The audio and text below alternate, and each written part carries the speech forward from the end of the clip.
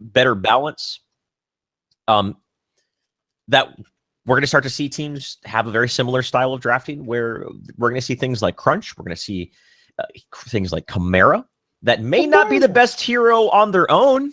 Right. But you put them in the right composition, and all of a sudden they just flip the switch. Well, into this draft, we go Team Finesse immediately banning out the Decker.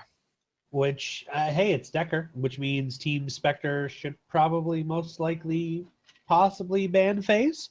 Or Revenant. Or Revenant, or Moragesh. There's lots of targets here. I think we're going to see a Phase ban, though, come out of these guys. Taking their time. They're thinking hard. I don't think they were expecting the to be honest, I do not think they were expecting the Decker ban. Decker is still, a lot of teams still consider Decker to be the support.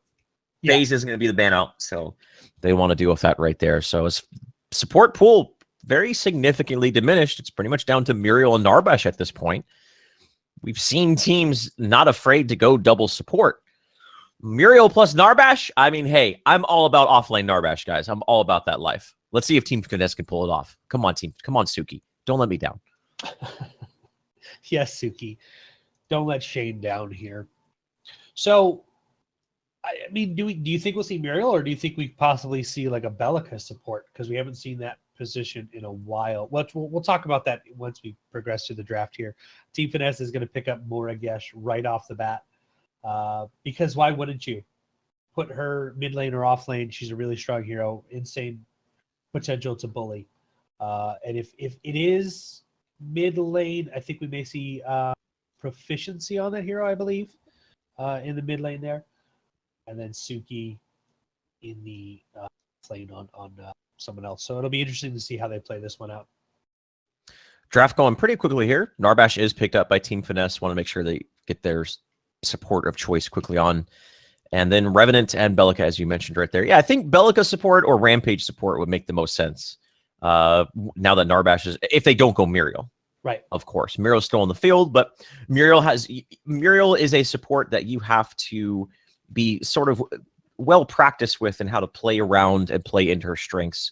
She's not maybe the most well-rounded support like a Narbash or a Decker is, but what she does very well. And if you aren't able to play into that, you can find yourself in a very awkward position, compositionally speaking. Grux and Seraph are going to be the two picks here from Spectre. We've seen a lot of Seraph today, man. I think in every game we've casted today, maybe not all of them, but a majority of them, there's been a Seraph.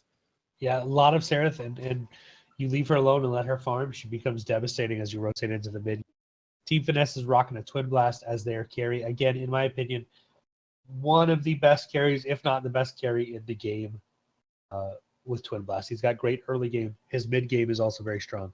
But late game, once he gets that card power, that crit bonus, just absolutely devastating. Chill Phil is going to be picking up Sevarog in the jungle, Shane, which we haven't seen a lot of Sevarog in this particular event. So I like that. I wouldn't. It's not a foregone conclusion that this is a jungle Sevarog. We actually have seen teams, specifically EU teams, have much more favored. But okay, never mind. I was going to say this could potentially be a mid lane Morgesh and off lane Sevarog, but that Countess pick, that's going to be, that's a jungle Sevarog through and through right there. Countess, again, another hero we haven't seen very much of. I mean, I've seen 2 games in a row with her being picked up.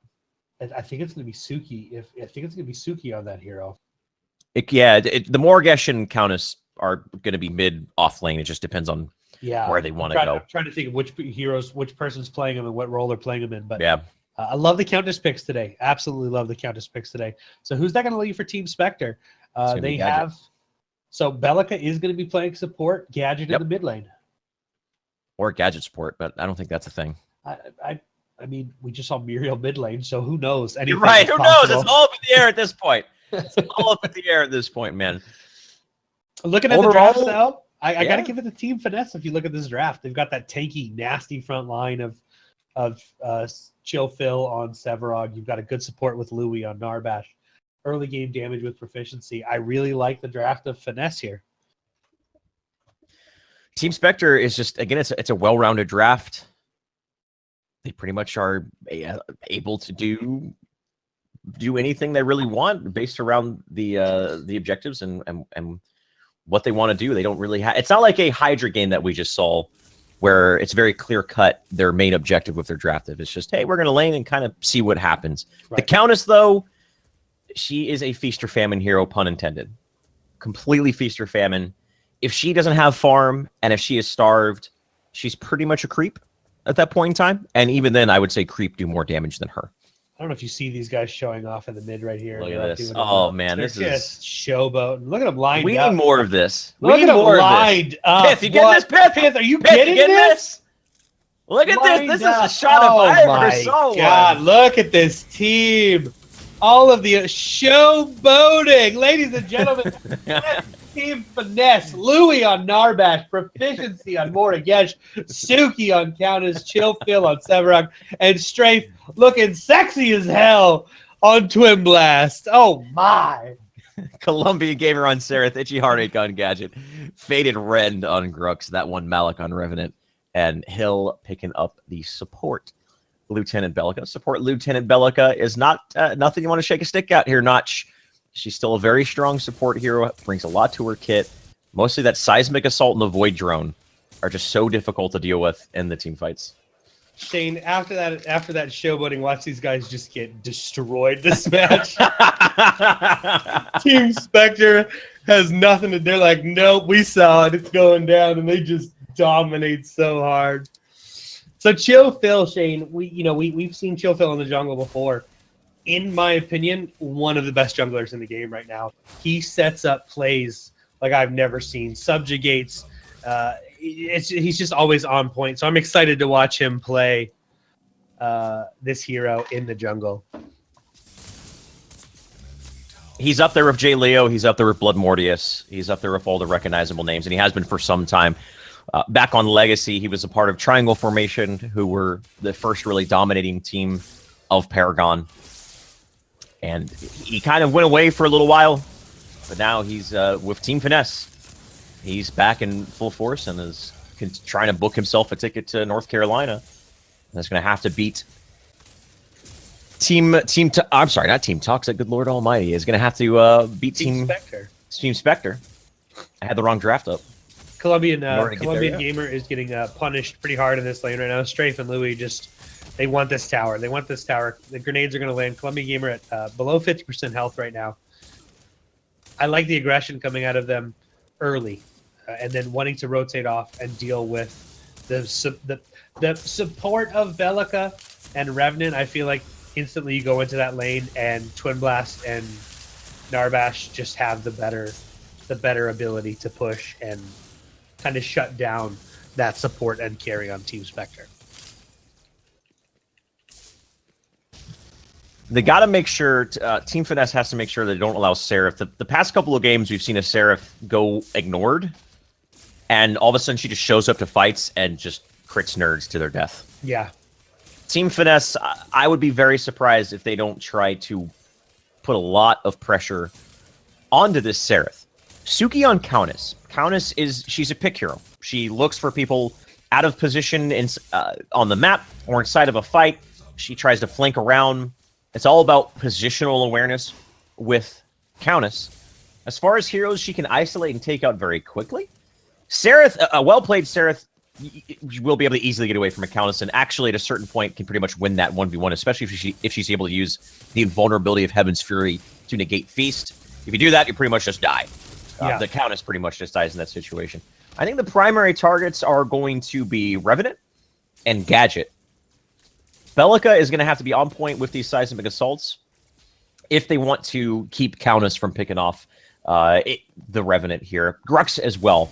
So they have tools to deal with Countess. They have enough peel between those two heroes. It's all about Suki recognizing which cooldowns are up, which cooldowns are down, and also conversely making sure that the Bellica and the Grux are saving some sort of stun or CC to make sure Countess doesn't just delete their carry. So one of the things I wanted to see here was actually a little bit more mobility out of Bellica, her rotating. You have a really strong early game hero in Revenant. Allow him to freeze this lane and farm under his tower, denying Suki that farm on Countess, but put Bellica in another position where she's needed. If she needs to rotate to mid, if she needs to rotate to off lane, and just make her more mobile. Because you're not going to have that huge ultimate of the containment defense or the crash bang boom, but she's going to have that ability to be basically someone to come out of the jungle and help set up ganks when combined with Grux her seismic assault. So that's what I'd really like to see out of her. And we're starting to see that a little bit, but I definitely want to see her be hyper mobile in this game. I agree. That's she brings to the table, and while she's not a true hard support like a Muriel, a Decker, or a FaZe, the damage on her Void Bomb early on is fairly significant, and she herself can set up kills with just a little bit of extra damage follow-up. Yeah. 5 minutes, buff spawned. Chill Phil casually walked into 3 and picked it up with the Siphon and then casually walked away. All the meanwhile, this game hasn't really been full of that many kills, which from Team Finesse, you would expect a lot of aggression, especially with Chill Phil on Sevarog. He tends to be a very hyper-aggressive jungler trying to set up kills as frequently and often as he can. But hasn't been the case. Like, they're doing a good job of not giving up any picks, which is what Finesse loves to do. They love snowballing off of picks in the early game. 6 minutes in, so really the only next objective to contend over are the river buffs here. One thing I think one of the reasons we have seen as a whole supports transition from a much more roaming emphasis to a static emphasis staying with their carry is due to that change on the gold buff and making sure that either they themselves get the gold buff or that the carry is able to pick up the gold buff and doesn't get denied by the offlaner. And yeah, lane swaps seem to be fallen significantly out of favor here after the offlane tower falls. They just stay in that lane and actually sometimes push down a tier 2 tower, putting themselves in dangerous positions. Now, granted, you want to make sure you're warded in that situation, which is exactly what you saw Lucer done. And I imagine we're going to see Bellica do if they decide to push a little bit forward. But as far as the early game laning goes, we've seen a big shift in overall how teams decide to put people where they at certain timings. Faded Ren is going to be okay. I thought it was going to be in trouble. There was rotation in the strafe. Do you think that has something to do with the gold buff? The power of that gold buff early. So it gives you 300 experience, which in lane is only about 3 last hits. But do you think just that extra burst of 300 experience every 2 minutes is the reason we're not seeing that? Yeah, as I explained, I think that's a big reason why we're not seeing that. Proficiency is not going to be hit by that obliterate. He's going to be okay. The change of that gold buff, as well as the Raptors not giving as much card experience as before, means staying in safe lane is a little bit more of a priority than it was prior to, which means teams who have a good laning phase are going to excel in this current meta a little bit better than the teams who might have better team fighting and better objective control. Chill Phil lands the subjugate on a Bellica, knocks her into the tower. If there's a curse, there it is. I was just about to say, Proficiency going to smash that R button. He does. Gets the first kill, the first blood. Now Strafe's in trouble underneath this Tesla Dome. He's going to try to dodge out, but Faderen's going to pull him right back in. A good trade. Scrux is able to secure the kill over to the carry player, and Lucer gets taken out as well. So the first exchange of the game is going to go over and surprisingly to Team Spectre there. Yeah, it definitely favors them. We saw the Tesla Dome come down as more of a defensive, hey, I want to live. And that's exactly what happened. They pick up the kill on Strafe. I just continue the aggression, picking up the kill on Louis. Those kills went to 1 kill. Who did the kills go to? I think I have a bug, Shane, because nobody got kills on that team. Way to go. Lucer got picked up, and as well as Strafe did. I'm not sure who was able to pick up the kills there. It looks like Revenant and Grux, respectively. Okay. Grux got the kill in Twin Blast, and Revenant got the kill in Narbash. So, Shane, we are 9 minutes into the game. Raptors have not spawned yet. We have tier 1 towers down for Team Finesse. They picked up the tower. They got very aggressive in that lane. Rotations. We're seeing rotations come out of Bellica. They really haven't paid off. She did get picked up in that kill there because of Chill Phil finding that subject in the knockback. But when we look at the strength of Team Finesse, we look at how long these guys have played together and how strong they are. Do you want to see Spectre just farm a little bit more, or do you want to see the aggression come out of the team? I think either or at this stage of the game. As far as overarching strategy goes, I don't think that's going to be as impactful as just consistent play throughout the course of the game. Seraph, yes, she's a carry, but in her own way, Countess is a massive late game threat as well. A 60-point Countess can kill almost anyone with the strike of 3 abilities. If she gets her full combo off, more than likely, that person is dead. Especially if she just goes pure Shadow Scroll, if Suki foregoes utility like Stab Link and things along those lines. So, I mean, I think late game versus early game, timings goes, both of these teams are on fairly even ground. So, as far as how each team gets there respectively, it's not like one strategy I think is going to have a big advantage over the other. Right now, these teams are almost mirroring each other's actions in a sort, where they're just keeping their carries in the lane, securing their farm. Not too much roaming coming out. We only saw really one big roam, and that was that fight we saw over at the river, which favored Team Spectre. But right now, these teams are just trying to find any chinks in the armor of their opponent, and neither one of these guys have much to look for. We're just having a little bit of a lull moment, and it just comes down to efficiency on the map, ensuring that they get as much as they can at every odd minute, 11 minutes, make sure they get the gold buff and have river buff control. Suki has just been free farming in that lane over there, pushing those minions up to that tier 1 tower. I don't know if he sees the road. He does have a ward there, so he will see the rotation coming out of Bellica. But he's going to be okay, but he's just been free farming. Mid lane here, we are seeing a push coming out of... Oh, Chill Phil with a big colossal blow, picking up Faded pretty quickly. Itchy Heart's going to get taken out as well. Threw the Tesla Dome down before his death. That's essentially going to make Team Finesse just fall out and look for a reset. No Void Drone as well. Mana pool's relatively healthy on the side of Team Finesse. We see Strafe in the sideline starting to sweep over here from the fog wall. He's actually looking maybe to do a potential flank, but there's a ward right underneath his feet, and they're well aware of his positioning. Finesse, they're going to fall back. Still going to be happy. Pick up 2 kills. We're looking for the tower. They get the kills instead. And as far as vision goes here, it's fairly even across the board. Spectre has good vision over the Raptor camp, which is what they need because they have are a little bit closer to it because they are on the dawn side of the, or I'm sorry, the dusk side of the map here. But it's those little engagements like that that just small favors over to Finesse, and a game that is conservative in capacity is where teams start to separate themselves. So Spectre has to make sure that they don't continue to give up those little exchanges like that. Else, when they do have that big bounce, which is what we saw from them before, where they do decide to suddenly come online, they may be at a deficit so significant that they'll just find themselves hitting their head against a brick wall. Do they have a hero that's going to give them that big bounce? Before we saw it, it all came off of a Decker Cage. The Decker Cage into the Sarah's Quadra Kill. Do they have a hero on the map that's going to give them that big momentum shift if they play that way? Or is it going to be looking for small picks the way Finesse is right now? Because I don't know if they have that kind of, hey, here comes maybe a smash and grab into a seismic assault, but other than that, I don't know if they have that big combo potential that they had in their first game of the day. It's Seraph, 100% Seraph. Okay. They're just trying to ensure that farm on Seraph as best as they can. The moment she picks up crit bonus, gets around that 50% crit, picks up either her lifesteal or a crit bonus, one of those luxury items, as we still like to say, then that's when I'd imagine we'll see do in this game what we saw previously, where all of a sudden they just felt like they weren't doing much, then in a period of 5 minutes ended up just turning the game on its head and winning. Mid lane push again coming here from Team Finesse. They should be able to clean this up fairly easily as the tower was fairly low from the last engagement.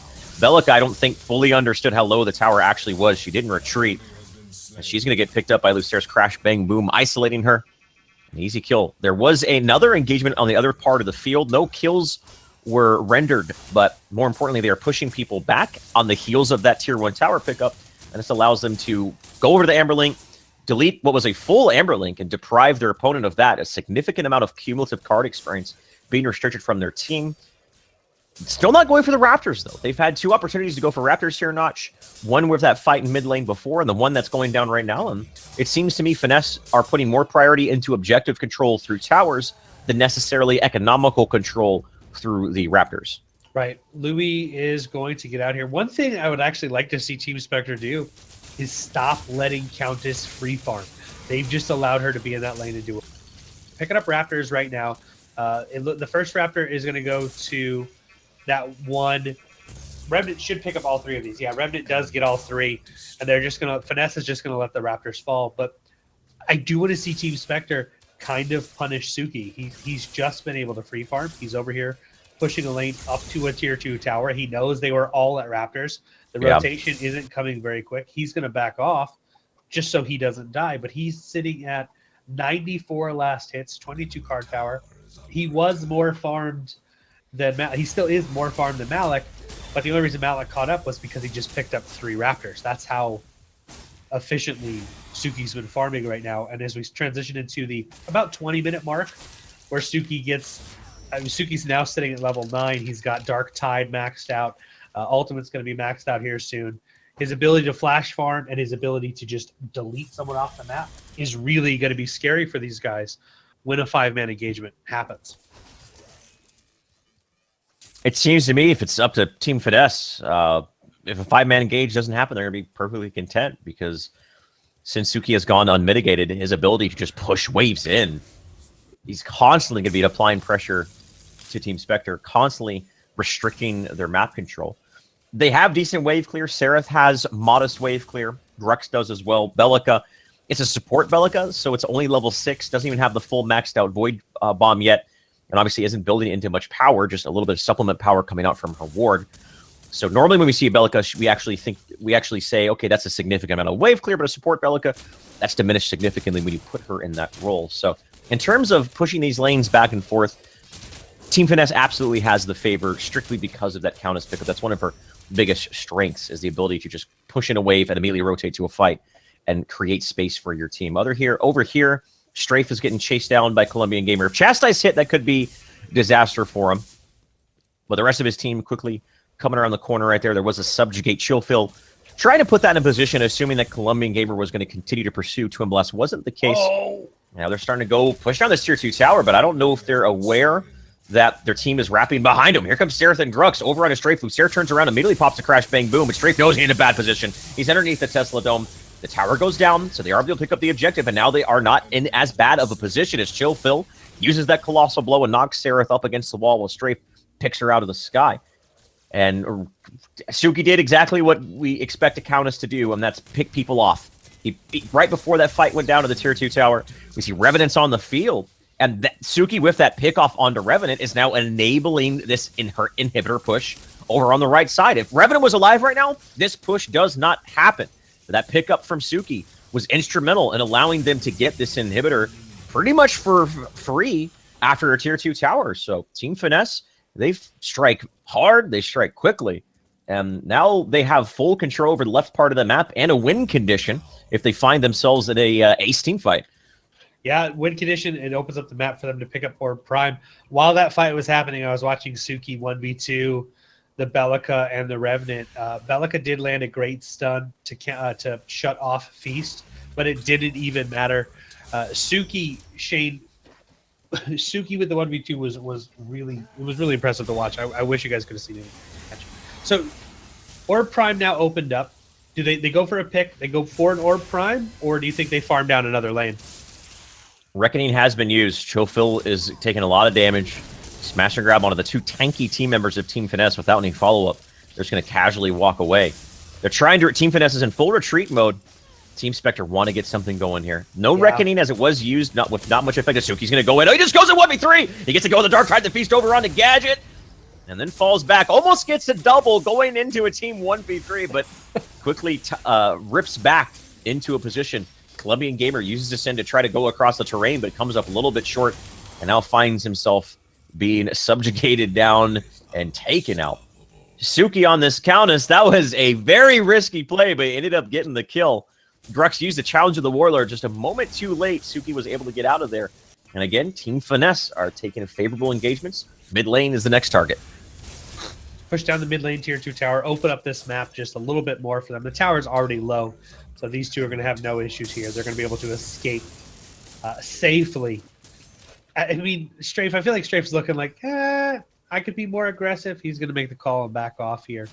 That inhibitor down is going to allow a couple things, though, for Team Spectre, Shane, is if they have anybody that's under-farmed, put them in that lane, allow them to turtle up a little bit, and just pick off those minions and get those last hits to give them that extra card power. The issue with that, though, is someone's going to be relegated to that lane, and most engagements, unless the rotation is fast enough, is going to be a 5v4 engagement.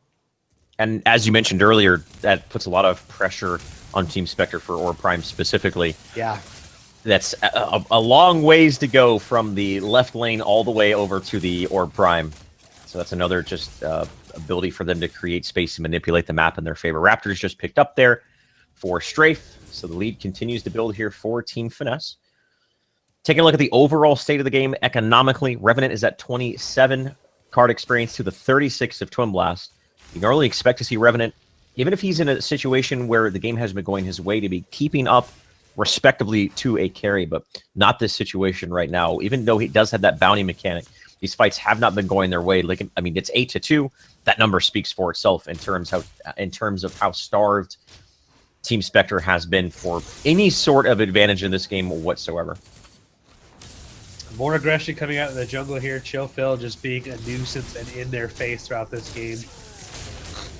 They're trying to isolate Lucer, but the follow-up isn't there. A little bit of a miscommunication as far as focus fire goes. Suki sweeps in, gets the full combo off on the Bellica, and he gets taken out as well. Lucer has gone down, but he's done his job. He's just a support. And the rest of Team Finesse continues to charge forward, looking for more Revenant in an awkward position. He's going to be retreating to his core, but Itchy Heartache was a little bit of, you go this way, I'll go that one, and that way, and one of us will hopefully live. That will be the situation. Still, Team Finesse just seemed to have Spectre's number inside of these fights, and they're not letting the aggression up. Chill Phil is continually invading inside of the jungle with Lucer at his shoulder. And by the time they're able to find someone isolated and potentially look for a pickoff, Team Spectre, the rest of Team Finesse has rotated over, and they end up turning a fight over into their favor. Yeah, again, Chill Phil, Shane, he's just all over this enemy jungle. Every time I've looked at Chill Phil, he's been clearing out the enemy jungle. He's been warding and dewarding. He's been setting up most of these engagements with a subjugate into a colossal blow. He's just been there. Great hallmark of a jungler player and also of a frontline player. He's making sure he's helping peel for his carry if his carry needs it, isolating targets. That's exactly what you want to see out of a Sevarog player, and Chill Phil is doing a damn good job doing that. Grux transitioning into that good old tanky build. We like to see him. The Tune Barrier, Temper Plate coming online. Of course, he had the Amulet of Veteran. In fact, he's just been pure tanky the entire game. Thick Blood, that's pretty much tool. That's a tool completely to deal with quenching scales. Narbash's Heal, the Song of My People, is very strong early on, but you generally only get one level in it just to give some lane sustain. Don't really level up too much after that, so Thick Blood isn't going to be the most valuable thing in the game. Prime card activated here for Notch, or for you, Notch. Your Prime card is activated as well. Yeah, I don't know if you knew that. That's what that feeling. That's what that feeling is, in case you were wondering. But lifesteal as you transition into the late game as well. Once lifesteal comes on, that's true. That's true. Yes. So very good point. Right now, there's not a lot of value, but it will. If they get to that point where lifesteal becomes a factor, it will have that extra added value. Chofil and Strafe going to be pushing down a tier 2 tower here, while you have Proficiency and Narbash split pushing the mid lane. They are going to rotate off now. This tier 2 tower, dead to rights, it's going to fall. Very little Team Spectre can do to defend that. It's all or nothing. Subjugate, Colossal Blow. Crux is just completely by himself. The rest of his team is nowhere to be found. Suki, all the meanwhile, goes over, sweeps up a kill into the Revenant. No matter where Team Finesse go, they're picking up kills. Now with the Crash Bang Boom right in front of the core, that's going to be another ace. Team Finesse, a clean game from then. And they're going to be able to take this game, that inhibitor to fall. The core is the next objective. And they take this game, and I believe with this game, Notch, that is them moving on. If I'm not mistaken, it's a little bit BM. Look at these guys. Showboating again. I mean, Team Finesse showing off some character. Teams with character tend to get the attention of the audience, and that's certainly what they did. Not only through their play, but also with their display of those antics and shenanigans. They're favored for the tournament, and you guys see why they're favored for tournament. Just a very clean-cut game from them. They didn't really make that many mistakes, and just seemed to outmatch their opponent. They started looking fresh. They ended fresh with the swagger at the core there. They're like, guess what, boys? We here. Picking up a win. They'll be moving on to the next set of games on the 17th and 18th. A month-long event, Shane. This is the longest event we'll be doing. Again, this gets everybody into the top 2 teams. First place gets $2,500 and a trip to Epic. Second place gets a trip to Epic for the NA exhibition event, or for the exhibition event, which is a $15,000 prize pot. So we're narrowing down the field right now. We had how many games this weekend, Shane? Was it 60 games this weekend in total? A lot. It was a lot of games. Way more than that. Way more than that. If we had 128 teams all playing 3 games each, it's 120 times 3. So A lot. 1,000. We had 6,000 games this weekend. It was I absolutely. think it equated to about 6 billion, something About along that lines. Yeah, pretty about close. 6 billion. It's been so far. It's been a lot of fun, guys. What we're going to do is take a quick break. We'll be back in just a few minutes, letting you know whether we have. I believe we have another game to cast. We have to find out for sure. Shane, thank you for casting with me today. Notch, thank you for casting with me today. I just love it, guys. Thank you for watching. We'll be back in just a few minutes. Stay tuned, guys.